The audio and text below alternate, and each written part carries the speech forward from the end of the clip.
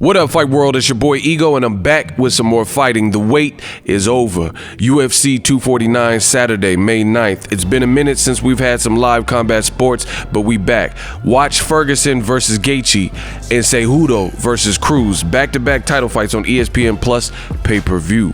Also featuring knockout artists Francis Ngannou and Anthony Pettis in separate bouts. Here's how you can watch. Click the ESPN Plus link in the description to get this loaded UFC card for only $64.99, or bundle to save even more. With this bundle, you get UFC 249 plus a 1-year annual access pass to ESPN Plus app for only $84.98. Yeah, that's right, $84.98. That's a 30% savings. ESPN Plus is the home of a ton of original content, sporting events, docuseries, and exclusives. Don't miss out. Click the link today.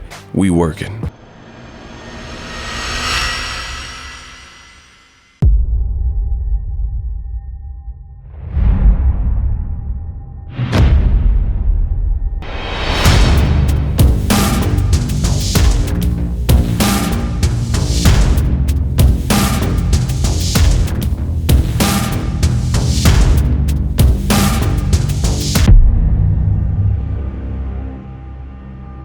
Bad news for Anthony Joshua. Legendary British fighter Prince Naseem Hamed, damn I look good, Larry, has said that Anthony Joshua is easier for Tyson Fury than Deontay the Bronze Bomber Wilder. We're going to talk about it. What up, Fight World? It's your boy Ego, and I'm back with some more boxing. Make sure you smash the like button. Also, subscribe to the channel for the latest and greatest in boxing. If you want to become part of the gang, notification gang, please hit the bell icon. Shout out to the Super Chat channel donations, the Venmo donations, the CashApp, and the Patreon family.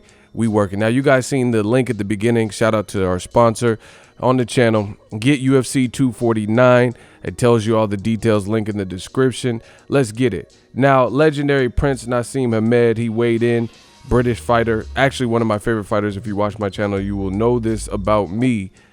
Growing up, seeing Prince Naseem, you know, the ring walks and the spectacles and, you know, the ability.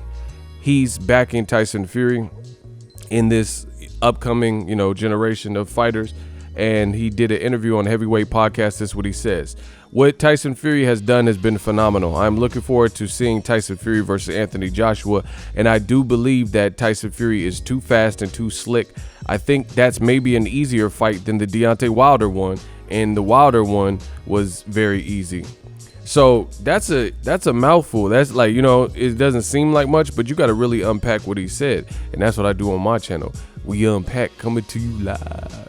Listen, shout out to Prince Naseem Hamed, you know, great fighter. A lot of people would just bring up the soul loss to Marco Antonio Barrera, but that, I mean, that's a legend. That's a Mexican legend, the babyface assassin. So it's no shame losing. You know, styles make fights. Barrera could box and he could brawl, and he has power, you know, has a chin, he has heart, etc. And he had the components to beat Prince Naseem on that given night. But what he's saying is pretty shocking. He's saying, listen to what he said. He says, I reckon the Wilder fight would be harder for Tyson Fury than Anthony Joshua, and the Wilder fight was very easy. So, you know, you have to basically read between the lines of what he's saying. He's saying Wilder is a more difficult fight, but that, you know, Tyson Fury found a good game plan and strategy to beat Wilder, and that became very easy for him. So that, what is he really saying about Anthony Joshua? It means that he rates Joshua, you know, at the lower part of the totem pole when it comes to the big three: Tyson Fury, Deontay Wilder, and Anthony Joshua. And this is kind of what I've said on my channel. I told you guys, new media, we control the narrative. It is what it is.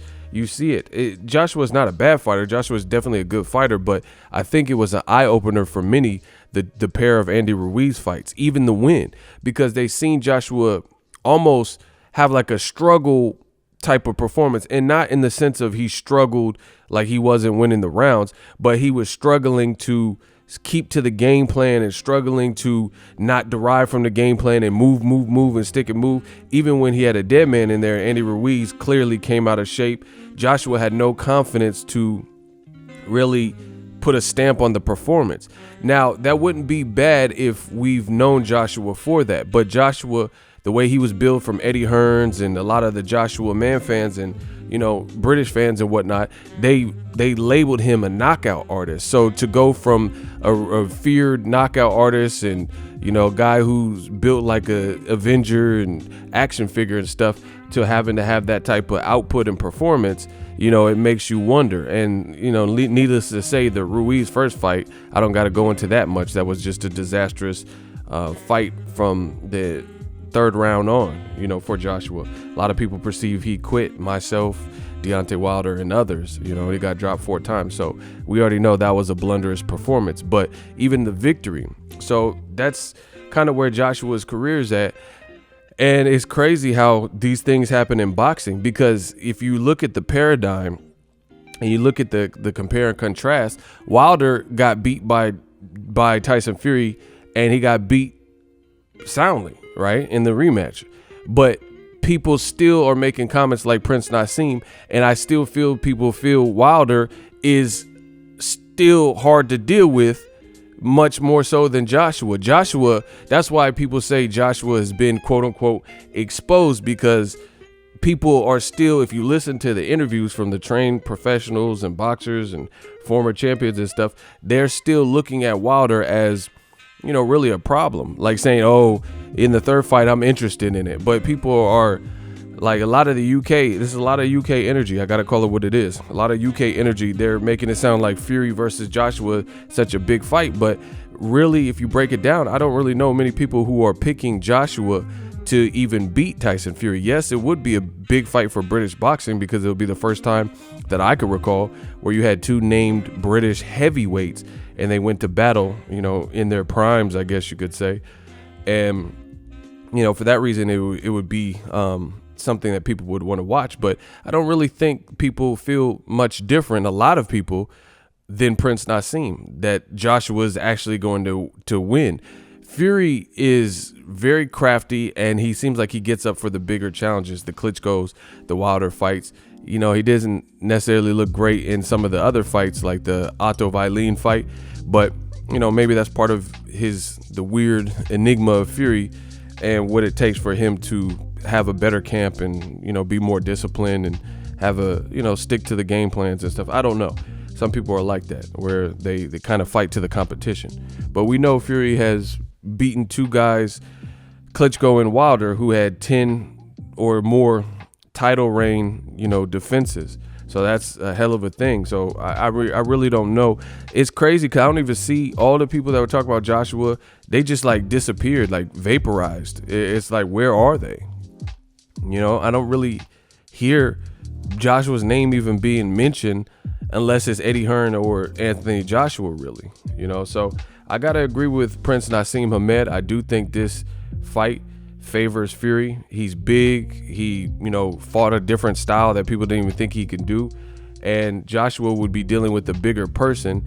And yes, he has power, and most people would say he's more technical than Wilder, but he doesn't have as much power as Wilder, which is part of anybody's kryptonite. Wilder has a type of freakish power. He could lay anybody out. Joshua, if he's not confident and he doesn't stick to whatever game plan or make the proper adjustments, he's not beating Tyson Fury. And then that's just a different stylistic matchup where it's more of a boxer versus a boxer, you know, a boxer puncher versus a boxer. So Tyson Fury is we don't know how he's going to come out, because he showed the ability to operate in different styles in the Wilder last fight, and he came in a higher weight. You know, Joshua's going to have to deal with all these things. Joshua, I really feel, doesn't have an identity at this current juncture. We don't really know who Joshua is. Is he the knockout artist? Is he going to get on his bike and run and, you know, and try to just score some points and get in and out to stay away from exchanges because of everyone watched the vulnerabilities in the Ruiz first fight? You know, who is he going to do? Like, what is he going to do? It makes you kind of wonder. Joshua, is he going to really walk down and be this knockout artist that destroyed Eric Molina versus a 6'9" Tyson Fury, who's probably going to outweigh him because Joshua's going the opposite way in his weight? You know, Joshua used to be bigger, and then you look at his more recent pictures, he's leaning out and he's still big and he's still muscular, but not what he was when he was fighting Klitschko and Carlos Takam. He was like huge. So now he's going the opposite direction. Fury seems to be comfortable pushing 300 pounds and still able to operate. And he's a smarter fighter than Joshua. So, you know, it's hard. It really becomes hard to disagree with what Prince Naseem Hamed is saying about Tyson Fury Joshua. And that's why it's funny to see all the British fans who are so fixated. It's like they just want an all British fight. I still think the Fury versus Wilder 3 is more unpredictable because we really don't know. Wilder, true indeed, had a bad performance, right? Versus the Fury, for whatever reason, the suit, the leg was broken, you know, yeah, whatever, bicep tear, bad game plan, Kronk jump, whatever you want to attribute it to, it wasn't Wilder's night. But if Wilder comes back correct, he's still a ferocious puncher, still one of the biggest, if not the biggest, single shot knockout artists in boxing history. So that alone, with a better game plan and some tweaks, is a problem for anybody. The biggest thing that could beat Deontay Wilder going forward is his own mind. If he has lost something major in terms of the confidence and the swagger of who he was, then that's going to be harder to bounce back. But if he takes it in stride like some people have done, like Amir Khan's been knocked out, and Pacquiao and stuff, and they came back and won titles and beat guys and stuff like that, then he'll be fine. Because this is boxing, you know. A lot of people don't last with the perfect record, despite what your intentions were, you know. And if Wilder's true to himself, he was at the Brazil post-fight. I was there. I covered that fight. And he says, I don't care about I don't care about losing. You know, some of these guys, we got to fight a couple of times, and, you know, it is what it is. So if he stays true to what he says, then I think Wilder will be fine. Meanwhile, you have Joshua, and it's, again, I don't think he really has an identity. Is he the knockout artist, and is he 250, 260 plus pounds of muscle, or is he going to stay in this leaner shape, you know? And then when you pit him with Tyson Fury, I don't think he has the same type of power as Wilder. Of course, he has power. If you go to Trader Joe's and, you know, got in a fight with Joshua, he'll knock out the average person. Cool, I get that. But I'm saying at the heavyweight, Tyson Fury somehow, some way got up from the biggest puncher of this modern era in Deontay Wilder and got up from his power, and then came and have a whole different game plan in the rematch. So does Joshua have the technique to counter and catch Tyson Fury with something clever and keep him down, you know, or debilitate him and, you know, knock him out cold with one shot?